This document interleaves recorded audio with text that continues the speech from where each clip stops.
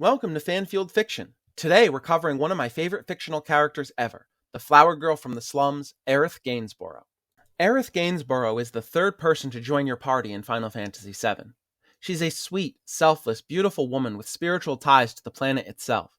She lives with her adoptive mother, Elmira, in the Sector 5 slums, where she tends to the flowers in the local church and around her house, making it a beautiful oasis of color and life in the otherwise drab slums.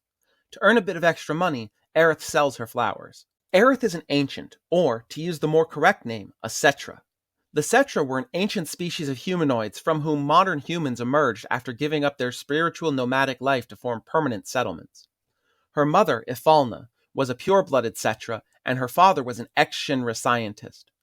Due to her spiritual descent, both Aerith and Ifalna were subjects of study by Shinra, as the corporation attempted to use the Cetra's culture for monetary gains. The Cetra believed that there was a place known as the Promised Land, and after a long, trying journey, they would find it and become one with the planet. Shinra believed that the Promised Land was a land full of Mako, the energy their reactors used to produce power and derived from the life stream, a sort of river of pure consciousness and magic, and they intended to build a new city there, Neo-Midgar. Shinra had their scientists study the ancients, and with only one living pureblood specimen remaining, Aerith's mother Ifalna, she was subjected to countless tests until she was able to escape with Aerith, and Aerith, still a very young child, accompanied her mother to the slums of Midgar. Ifalna's final act was to beg Elmira to take Aerith somewhere safe. Elmira's husband was away fighting in the war against Wutai, and she had no children of her own, so she took Aerith as her daughter. The two lived happily, but Elmira noticed certain odd behaviors. Aerith seemed to be able to hear voices when nobody was around, and one day... Mommy, don't be sad. That's what she said to me one day, out of the blue. So I asked her, what's wrong? A man you really loved just died. His heart came a long way to say goodbye. But he couldn't stay because he had to return to the planet.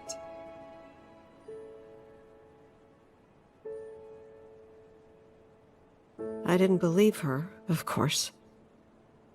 And then, a few days later, I received a letter saying my husband had been killed in action.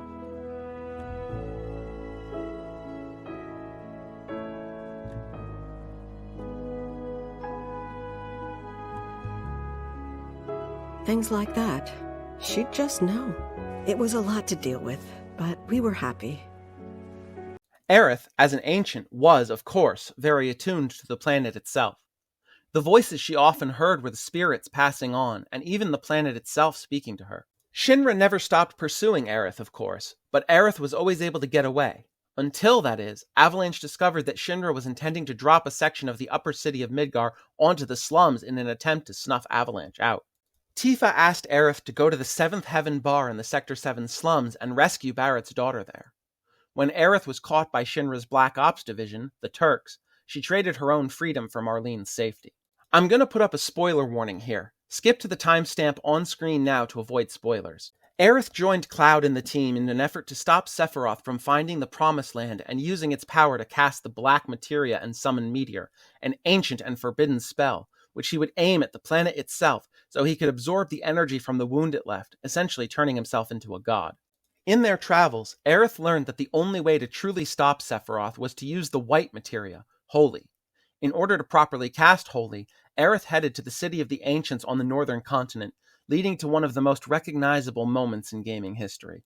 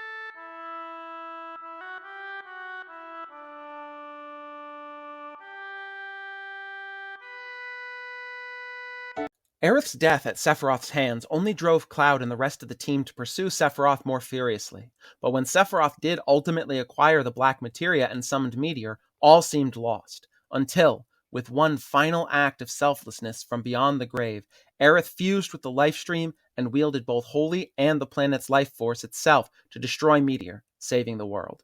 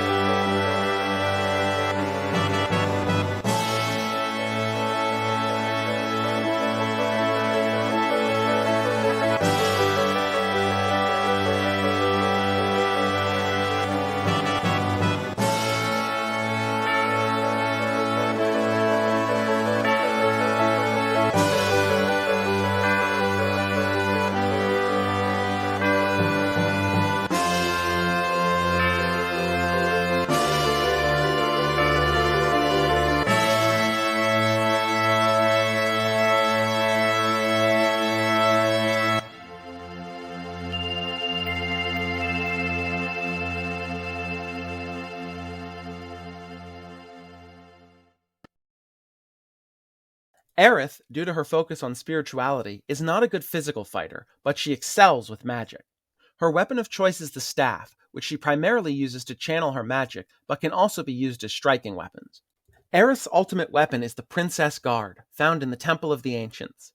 It greatly increases in power when allies are down, doubling the weapon's power when one ally is down, and tripling it if two party members are down, making it a rather potent weapon under the right circumstances. Aerith is often described as a geomancer, as she pulls from the planet for her power, but another character class that fits her well is that of the white mage or healer.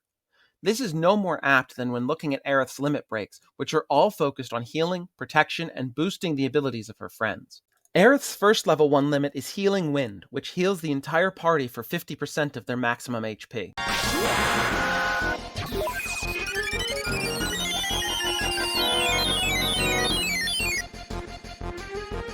Her second level 1 limit is Seal Evil, which is her only limit break that doesn't target her allies, and casts Stop and Silence on all enemies, freezing them in place and preventing them from casting spells.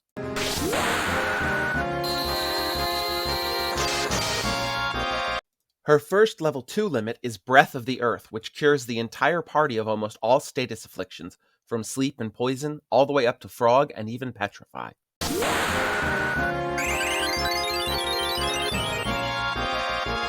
Her second level 2 limit is Fury Brand, which fills the limit gauges of both of her allies in battle.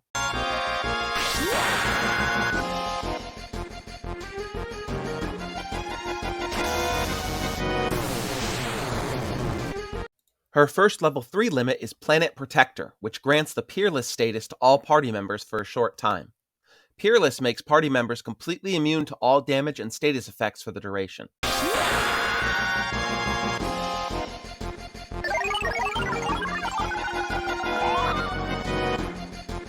Her second level 3 limit is Pulse of Life, which fully restores the HP and MP of the whole party and cures all negative status effects.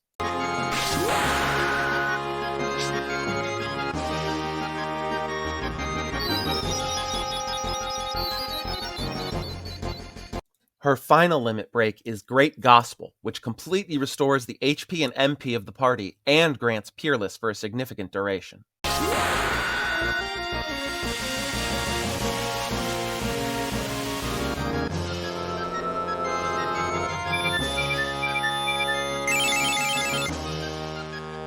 Aerith's theme is one of the most recognizable and beautiful songs in all of gaming, and easily one of the most iconic in the game. It's a beautiful, hopeful, but sad song, with elegant strings and piano. The remake introduced a few new variations on it, 2 of which I'll include here.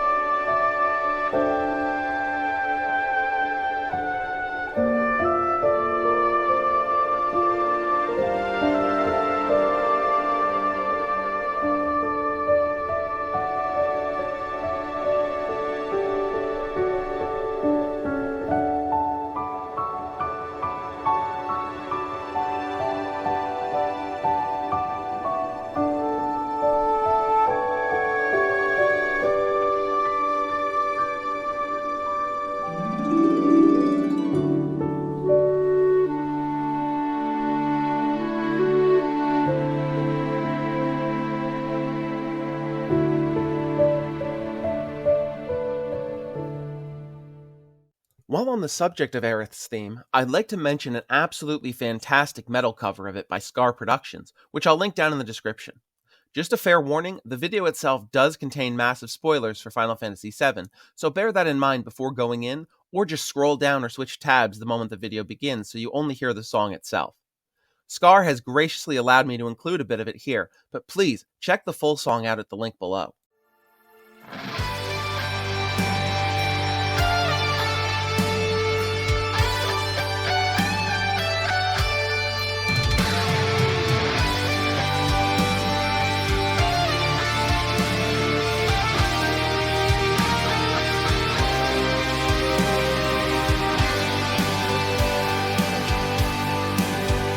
On the run, never afraid from the cruel hand of fate. Still you stand, still you love our dearest friend. Set us right deep in the light stream. Your soul caress the earth, one with the planet. I will see you again in the promised land. Aerith is one of my top 3 fictional characters of all time, the other two being 2B from Nier Automata and Dr. Amelia Buck of the SCP Foundation. Aerith is a beautiful, selfless, gentle woman with just a bit of playful sass. A lot of people don't see that beauty upon a casual glance, but in the Final Fantasy VII Remake, she gets a makeover for a brief section of the game and she's positively radiant.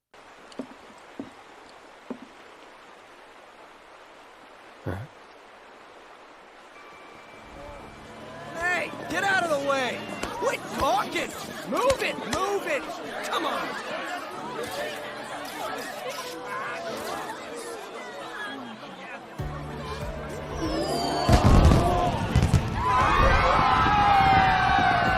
Now clear the road!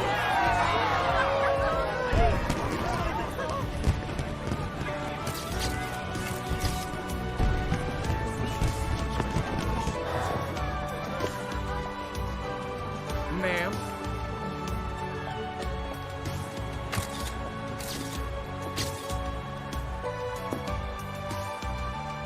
Heya. That's really... Yeah. Beyond her beauty, she has a wonderful personality. She's loyal to a fault, always has a kind word for everyone, and, as evidenced in the remake, is happy to help wherever she can, from assisting the kids at the local orphanage to gathering herbs for the doctor to putting her life on the line to save Tifa, someone she didn't even know at the time.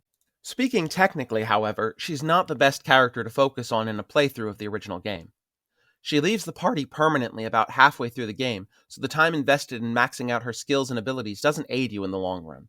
Thanks for watching! Next time we'll be looking at the fierce and noble warrior of Cosmo Canyon. If you enjoyed what you just watched, don't worry, there's more on the way. Please consider liking, commenting, and subscribing. It takes 2 seconds for you and really helps the channel out. See you in the next one.